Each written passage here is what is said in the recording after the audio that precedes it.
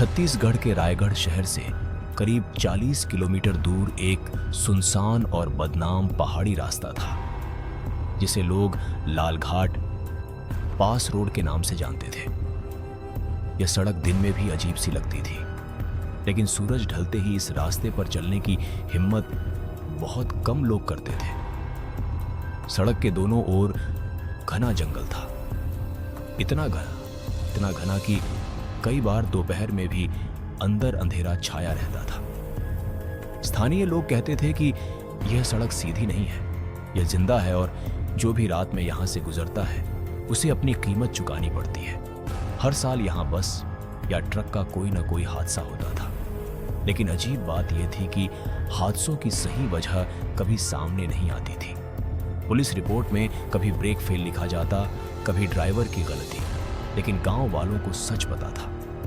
इसी लालघाट पास रोड पर उस रात रायगढ़ से अंबिकापुर जाने वाली निजी बस मालती ट्रेवल्स अपनी आखिरी रात की यात्रा पर निकली थी। बस नंबर CG 149821 थी। पुरानी लेकिन मजबूत मानी जाती थी। ड्राइवर का नाम शंकर था, करीब 45 साल का, जिसने 20 साल से ज्यादा पहाड़ी और जंगलों वाली सड़कों पर बस चलाई थी। वह लालघाट रोड को जानता था, इसलिए उसने भगवान का नाम लेकर बस स्टार्ट की और धीरे धीरे शहर की रोशनी से दूर निकल पड़ा। बस में कुल 19 यात्री थे, कुछ मजदूर, एक कॉलेज की लड़की, 2 बुजुर्ग, एक परिवार और 3 लोग ऐसे जिनका चेहरा शुरू से ही अजीब लग रहा था। कंडक्टर मोहन टिकट काट रहा था, लेकिन उसके मन में भी अजीब घबराहट थी। जैसे ही बस रायगढ़ की आखिरी कॉलोनी पार करके जंगल की तरफ मुड़ी, मोबाइल नेटवर्क खत्म हो गया और चारों तरफ सिर्फ सन्नाटा छा गया। हवा में अचानक ठंड घुल गई, जबकि उस दिन गर्मी थी। शंकर ने शीशा नीचे किया तो उसे गीली मिट्टी और सड़े पत्तों की बदबू महसूस हुई। लालघाट पास रोड का पहला मोड़ आते ही बस के अंदर की लाइट एक बार झपकी और फिर सामान्य हो गई। एक बुजुर्ग आदमी ने धीरे से पूछा कि क्या हम लालघाट में घुस गए हैं। मोहन ने जवाब दिया, हाँ बाबा, अब सीधे निकलेंगे। यह सुनते ही वह बुजुर्ग भगवान का नाम जपने लगा। बस आगे बढ़ती गई और जंगल और घना होता गया। खिड़की से बाहर देखने पर ऐसा लगता था जैसे पेड़ बस के साथ साथ चल रहे हो। कॉलेज की लड़की ने अचानक अपनी सहेली को फोन मिलाने की कोशिश की, लेकिन फोन बंद दिखा। उसने इधर उधर देखा तो पाया कि बस के सभी फोन में नेटवर्क नहीं था। अचानक पीछे की सीट से किसी बच्चे के हंसने की आवाज आई। परिवार वाली सीट पर बैठे लोग घबरा गए, क्योंकि उनके साथ कोई बच्चा नहीं था। मोहन पीछे गया तो वहां कोई नहीं था। उसने कहा शायद बाहर से आवाज आई होगी, लेकिन उसकी खुद की आवाज कांप रही थी। लालघाट पास रोड के बीचों बीच एक पुराना टूटा हुआ बोर्ड दिखा, जिस पर जंग लगे अक्षरों में लिखा था, आगे जाना मना है। शंकर ने कई बार यह बोर्ड देखा था, लेकिन आज उसे देखकर उसका दिल तेज धड़कने लगा। तभी बस के रेडियो में बिना किसी चैनल के अपने आप आवाज आने लगी, खरखराती हुई, टूटी फूटी, जैसे कोई बहुत दूर से बोल रहा हो। आवाज साफ नहीं थी, लेकिन एक शब्द बार बार सुनाई दे रहा था, उतर जाओ। मोहन ने रेडियो बंद किया, लेकिन आवाज बंद नहीं हुई, बल्कि अब वह बस के अंदर गूंजने लगी। एक मजदूर सीट से खड़ा होकर चिल्लाया कि यह सब बंद करो, लेकिन जैसे ही वह खड़ा हुआ, बस का दरवाजा अपने आप जोर से बंद हो गया। तभी खिड़की के शीशे पर उंगलियों के निशान उभर आए, अंदर से नहीं बल्कि बाहर से। ऐसा लग रहा था जैसे कोई जंगल से बस के शीशे पर हाथ रखकर झांक रहा हो। बस की रफ्तार धीमी होने लगी, जबकि शंकर एक्सेलेटर दबाए हुए था। सामने सड़क धुंध से ढक गई और हेडलाइट्स भी कमजोर पड़ने लगी। उसी धुंध में शंकर ने देखा कि सड़क के बीच एक आदमी खड़ा है। उसका चेहरा जला हुआ है और कपड़े खून से सने हैं। शंकर ने ब्रेक मारा और बस झटके से रुकी। सारे यात्री चीख पड़े, लेकिन जब सबने बाहर देखा तो वहां कोई नहीं था। तभी पीछे बैठी एक औरत हंसने लगी। धीमी और खतरनाक हंसी। उसने कहा कि यह बस बहुत साल बाद वापस आई है।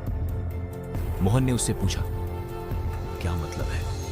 तो उसने अपनी आंखें उठाईं। उसकी आंखों में सफेदी थी और उसने कहा कि 5 साल पहले इसी लालघाट रोड पर एक बस खाई में गिरी थी। उस रात कोई नहीं बचा था। यह बस वही है। यह सुनते ही बस के अंदर ठंडी हवा तेज हो गई। सीटों से पानी टपकने लगा और फर्श पर कीचड़ फैल गया। शंकर ने देखा कि स्टीयरिंग अपने आप घूम रहा है। बस मोड़ पर मुड़ती चली गई और सामने गहरी खाई दिखाई देने लगी। यात्रियों की चीखें गूंजने लगी। कोई रोने लगा, कोई बेहोश हो गया। तभी उस बूढ़े आदमी ने चिल्लाकर कहा कि यह सड़क मरे हुओं की है, यहां से कोई जिंदा नहीं जाता। बस अब पूरी तरह काबू से बाहर थी और लालघाट पास रोड की खामोशी के बीच मौत की तरफ बढ़ रही थी। बस खाई की तरफ बढ़ रही थी, लेकिन अचानक एक जोरदार झटके के साथ रुक गई, जैसे किसी ने नीचे से उसे पकड़ लिया हो। यात्रियों के शरीर सीटों से टकराए, चीखें गूंज उठी और कुछ पल के लिए सबकी आवाज एक साथ मिलकर जंगल में खो गई। शंकर ने कांपते हाथों से स्टीयरिंग पकड़े रखा और आंखें बंद कर ली। उसे लग रहा था कि अब बस गिर ही जाएगी, लेकिन जब उसने आंखें खोली तो बस खाई के किनारे रुकी हुई थी। सामने बस कुछ इंच की दूरी पर अंधेरे में डूबी मौत थी। कंडक्टर मोहन सीट से गिर पड़ा था और उसकी नाक से खून बह रहा था। वह बुदबुदा रहा था कि यह सपना है, यह सपना है। तभी बस के अंदर एक अजीब सी खामोशी फैल गई, इतनी गहरी कि जंगल की आवाजें भी जैसे रुक गई हों। कॉलेज की लड़की रोते हुए बोली कि उसने किसी को बस के नीचे खड़ा देखा है, जिसने अपने दोनों हाथ ऊपर करके बस को रोका। शंकर ने नीचे देखने की हिम्मत नहीं की, लेकिन उसे ऐसा लगा जैसे बस हल्की हल्की हिल रही हो, मानो कोई नीचे से उसे सांस दे रहा हो। तभी वही औरत जिसकी आंखों में सफेदी थी धीरे धीरे आगे आई और बोली कि डरने से कुछ नहीं होगा, क्योंकि यह रास्ता अपना अंडरस्कोर टॉगल पूरा करके ही छोड़ता है। उसने बताया कि 5 साल पहले जिस बस का हादसा हुआ था उसमें 27 लोग थे और किसी की लाश ठीक से नहीं मिली थी। सब खाई में बह गए थे। उस रात बारिश हो रही थी और लालघाट रोड ने सबको निगल लिया था। शंकर का दिल तेज धड़कने लगा, क्योंकि उसे याद आया कि वह उस हादसे की खबर पढ़ चुका था, लेकिन उसने कभी नहीं सोचा था कि वह उसी कहानी का हिस्सा बनेगा। तभी पीछे बैठे 3 अजीब चेहरे वाले लोग एक साथ खड़े हो गए। उनके कपड़े पुराने और कीचड़ से सने थे और उनके चेहरे ऐसे थे जैसे पानी में बहुत देर तक पड़े रहे हों। एक मजदूर चिल्लाया कि ये लोग कौन हैं? तभी उन तीनों ने एक साथ कहा कि हम यात्री हैं। उनकी आवाजों में इंसानियत नहीं थी, बस गूंज थी। बस के अंदर की हवा ठंडी होती चली गई और शीशों पर धुंध जम गई। मोहन ने कांपते हुए पूछा कि अगर यह बस वही है जो मरी थी तो हम कहाँ हैं? उस औरत ने जवाब दिया कि हम उसी रास्ते पर हैं जो कभी खत्म नहीं होता। यह लालघाट का दूसरा चेहरा है। तभी बस का रेडियो फिर से चालू हो गया और इस बार आवाज साफ थी। वह पुराने न्यूज़ बुलेटिन जैसी लग रही थी, जिसमें उसी हादसे की खबर सुनाई जा रही थी। खबर में बताया जा रहा था कि बस खाई में गिर चुकी है और किसी के बचने की उम्मीद नहीं है। यह सुनते ही कुछ यात्रियों ने अपने कान बंद कर लिए। तभी एक बुजुर्ग औरत बेहोश होकर गिर पड़ी और जब मोहन ने उसे उठाया तो उसकी सांसें ठंडी थी। शंकर ने देखा कि उसकी आंखें खुली हुई थी, लेकिन उनमें कोई चमक नहीं थी। अचानक बस के दरवाजे अपने आप खुल गए और बाहर घना अंधेरा दिखाई दिया, ऐसा अंधेरा जो रोशनी को भी निगल ले। जंगल से धीमी धीमी फुसफुसाहटें आने लगी, जैसे सैकड़ों लोग एक साथ कुछ कह रहे हों। कॉलेज की लड़की ने कहा कि उसे अपनी मां की आवाज सुनाई दे रही है, जो उसे नीचे बुला रही है। एक मजदूर ने कहा कि उसे अपने मरे हुए भाई की आवाज आ रही है। शंकर समझ गया कि यह रास्ता लोगों की कमजोरियों से खेल रहा है। तभी बस के फर्श पर पानी भरने लगा, कीचड़ और पत्तों के साथ, जैसे बस किसी नदी में उतर रही हो। सीटों के नीचे से ठंडी हवा उठने लगी और कुछ यात्रियों के पैरों को किसी ने छू लिया। चीखों से बस गूंज उठी। उसी औरत ने जोर से कहा कि जिसने इस सड़क का सच जान लिया वही शायद बच सके। उसने बताया कि लाल घाट रोड पर हादसे यूं ही नहीं होते। यह सड़क उन लोगों को पकड़ती है जो अधूरी इच्छाओं के साथ मरते हैं और फिर उन्हें बार बार बुलाती है। 5 साल पहले जो लोग मरे थे वे आज भी इस रोड पर भटकते हैं और हर नई बस उनके लिए एक नया मौका होती है। शंकर ने उससे पूछा कि फिर हम क्यों फंसे हैं? औरत ने उसकी तरफ देखा और पहली बार उसकी आंखों में डर दिखाई दिया। उसने कहा, क्योंकि आज वही तारीख है, वही समय और वही बस। यह सुनते ही शंकर को याद आया कि उसकी बस का नंबर और हादसे वाली बस का नंबर एक जैसा है। तभी तीनों अजीब चेहरे वाले लोग धीरे धीरे गलियारे में चलने लगे और जैसे जैसे वे आगे बढ़े उनकी परछाइयां लंबी होती चली गईं। उन्होंने यात्रियों से कहा कि नीचे चलो, वहां दर्द नहीं है। कुछ लोग सम्मोहित से उठने लगे, लेकिन मोहन ने उन्हें पकड़ लिया। तभी बस के बाहर से जोर की टक्कर हुई और पूरी बस हिल गई। शंकर ने शीशे से बाहर देखा तो उसे खाई के अंदर जली हुई बस का ढांचा दिखाई दिया और उसके आसपास खड़े साये जो हाथ हिला रहे थे। उसी पल बस के अंदर की लाइट जल उठी और सबने देखा कि पीछे की आधी सीटें अब पूरी तरह भरी हुई हैं, उन लोगों से जो पहले यहां नहीं थे।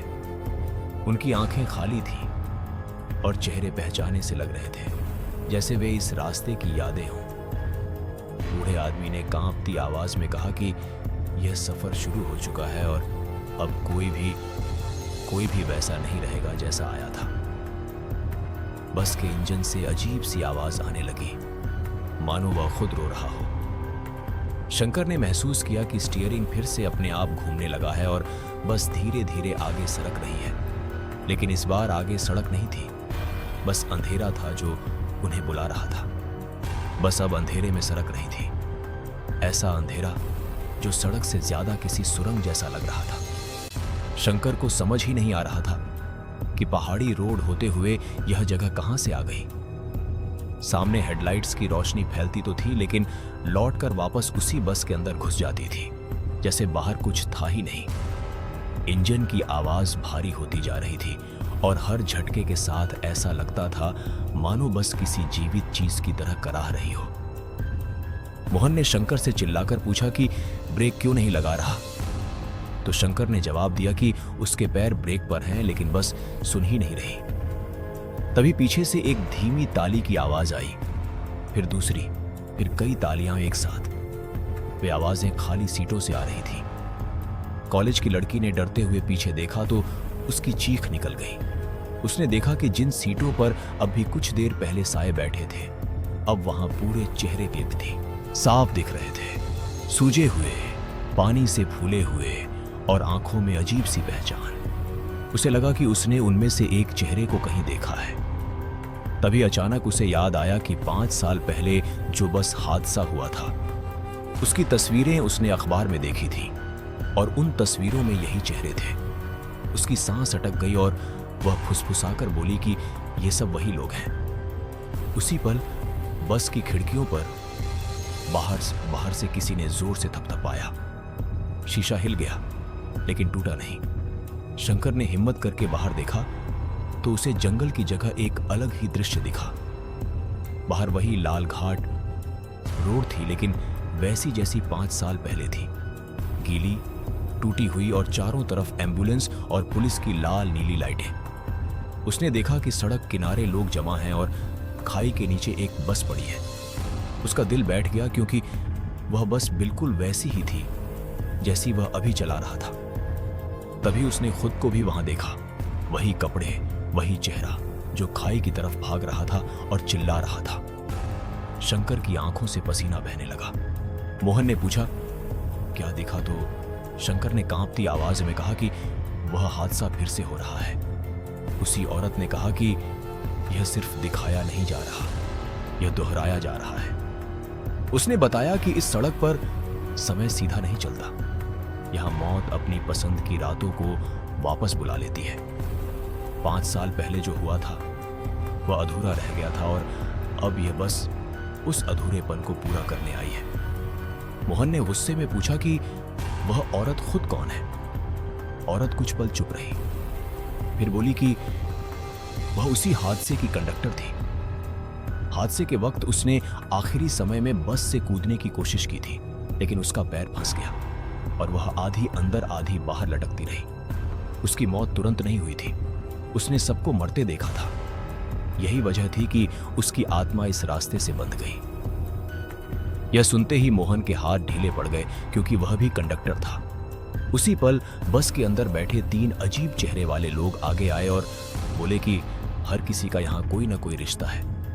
उनमें से एक मजदूर की तरफ देखने लगा और बोला कि तू भी उस रात यहाँ था, तूने मदद नहीं की थी। मजदूर चीख पड़ा और बोला कि वह डर गया था, वह कुछ नहीं कर पाया था। तभी बस के फर्श से कीचड़ भरे हाथ निकल आए और उसके पैर पकड़ लिए। बाकी यात्री पीछे हट गए। यह सब होते हुए भी कोई खून या चीख का दृश्य नहीं था, बस ठंडा डर था जो हड्डियों में उतर रहा था। शंकर ने महसूस किया कि उसे भी कुछ याद आने लगा है। उसे याद आया कि 5 साल पहले वह इस रोड से गुजरा था, हादसे से कुछ मिनट पहले।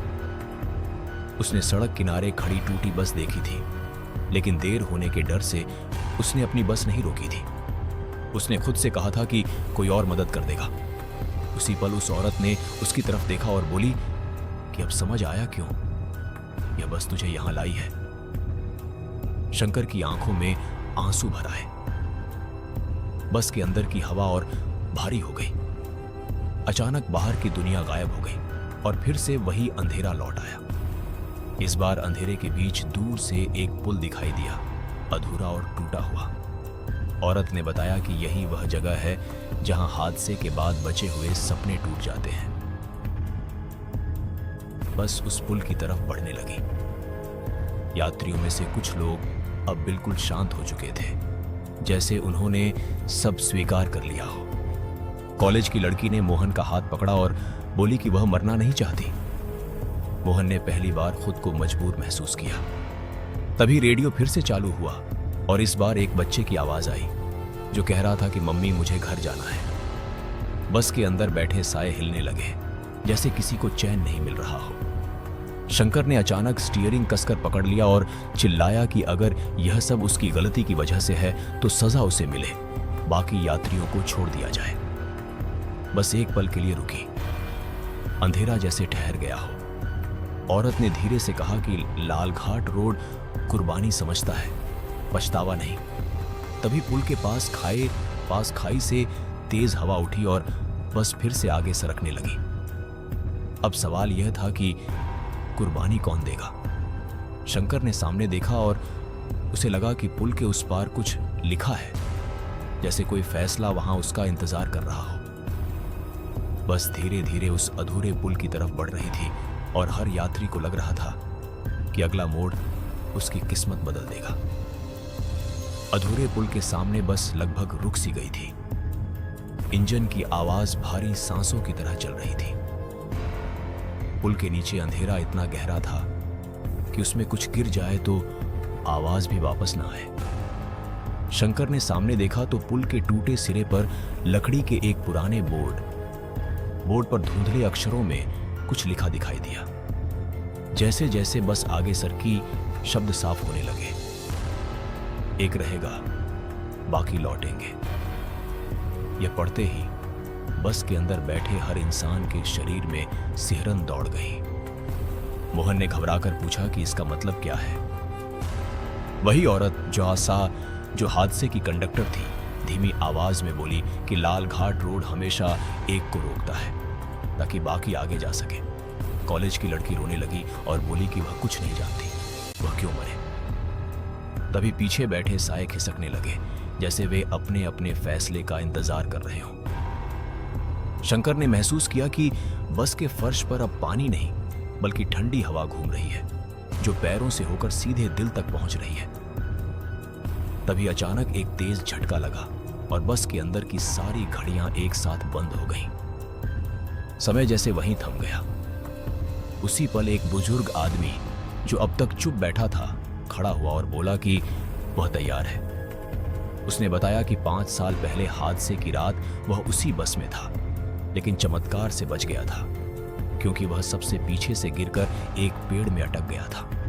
उसने कहा कि उस रात उसने कई आवाजें सुनी थीं जो उससे मदद मांग रही थीं, लेकिन वह डर के मारे भाग गया था और कभी वापस नहीं आया। उसकी आवाज में पछतावा था, लेकिन आंखों में अजीब सी शांति।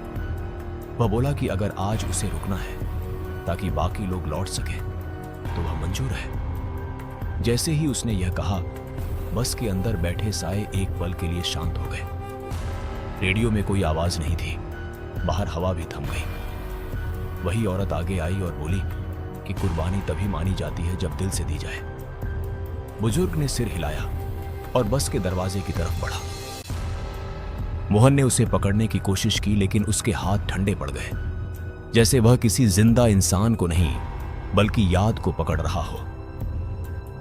दरवाजा अपने आप खुल गया और बाहर वही अंधेरा था, लेकिन अब उसमें डर से ज्यादा खामोशी थी।